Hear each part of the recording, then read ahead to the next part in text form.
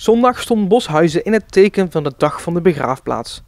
Met ruim 4000 graven in de bosrijke omgeving rusten er ook 4000 unieke herinneringen. Nou, dus het thema is een plek vol verhalen. Ik denk dat Boshuizen echt de plek is met verhalen. We hebben in vak O bijvoorbeeld, is het oude vak van Venray, ligt de geschiedenis van Venray. Dat is natuurlijk echt, alle verhalen van Venray komen daar naar boven. En we hebben daar mensen rondlopen die daar ook gewoon alles van weten. En ik denk dat dat heel mooi is als je niet alles kent over begraven en je weet nog niet zeker wat je wil.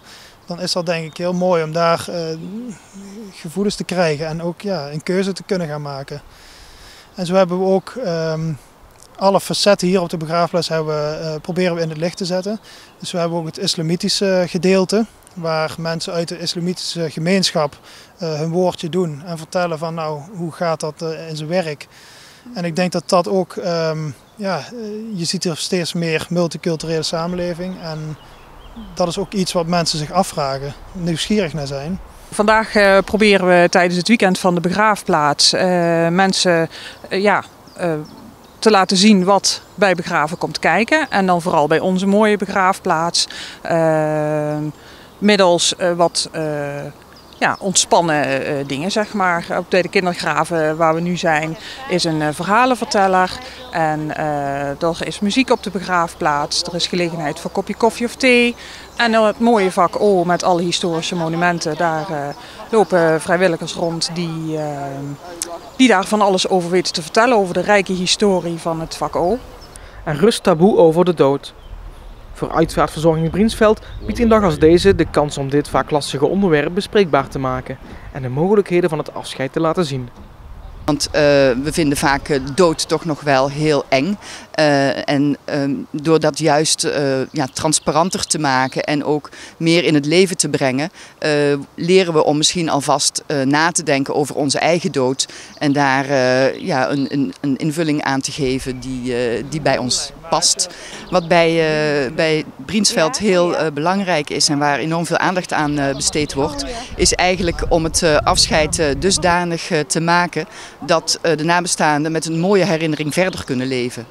En dat ze daar ook weer kracht uitputten en hun leven weer kunnen oppakken. En bij Briensveld hebben ze echt aandacht voor de nabestaanden, voor de mensen die afscheid nemen. En daar gaan ze heel ver in. Want net wat u zelf zegt, elk afscheid is uniek. En zij zoomen echt in op de mensen van wat willen jullie nou vertellen over jullie nabestaanden. En hoe kunnen we het afscheid zo mooi mogelijk maken. Ja. Je ziet de verandering in persoonlijke uitvaarten. Vroeger was het heel strak, begraven werd heel... er werd 90% begraven en 10% misschien gecremeerd. Nu zie je daar een hele verandering in. Mensen krijgen veel meer keuzes, er zijn veel meer mogelijkheden. Waaronder begraven, cremeren. Zelfs heb je nu het resumeren wat nieuw gaat worden. En ook in de wensen, waar ga je de uitvaartdienst plaats laten vinden? Wat voor kist wil je? Nou, wie wil je er allemaal bij? Wat voor muziek? Nou, noem maar op. Hè. Het wordt heel breed. Het vak O is al een paar keer aangehaald. Dit bijzondere vak is van de gemeente en Koos Winkels is daar een van de gidsen die rondleidingen verzorgt, waarbij veel mensen hun ogen uitkijken. Het is voor veel mensen een verrassing, want ze lopen over het algemeen langs het crematorium door naar vak A tot en met K bij wijze van spreken. Maar dit gedeelte ligt een beetje verscholen achter een hoge ligusterheg. Vak O betekent eigenlijk vak oud. En vak oud is het kerkhof wat tot 1972 rondom de Grote Kerk lag. En toen hier naartoe is verhuisd. Dat betekent dus dat graven vanaf 1850 ongeveer tot 1972 hier overal liggen. Burgemeesters, doktoren, veeartsen, fabrikanten, van alles en nog wat. Dat betekent meteen ook weer dat het in feite een stenen geschiedenisboek is geworden. Daar zijn we blij mee. Want er was een fase, nog niet zo lang geleden, dat het hier in verval dreigde te raken en dat de graven geruimd zouden gaan worden.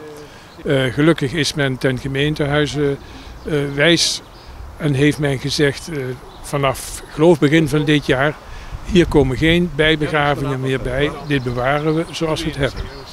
En als ze hier komen, dan is het toch vaak een verrassing.